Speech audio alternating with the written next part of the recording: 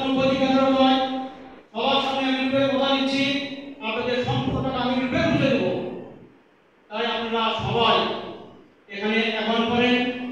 বাড়িতে টাকা রাখলে কি করবেন? টাকা রাখলে দেখেন আজ এ আসছে, কাল ওই বন্ধু আসছে, কাল আজকে আসছে, ভাই আমার 10,000 টাকা দাও, ও 20,000 টাকা দাও।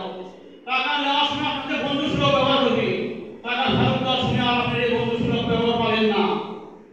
তাই টাকা বাড়িতে না রাখে গচ্ছিত টাকা আপনার ব্যাংকে রাখেন।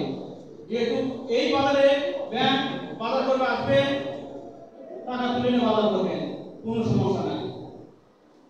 ধরেন আমার লক্ষ লক্ষ টাকা এখান থেকে কাল দেওয়া যাচ্ছিল আমাদের জমা দেওয়ার জন্য, আমি না বলে আমার ম্যানেজার পাঠানো যাচ্ছিল।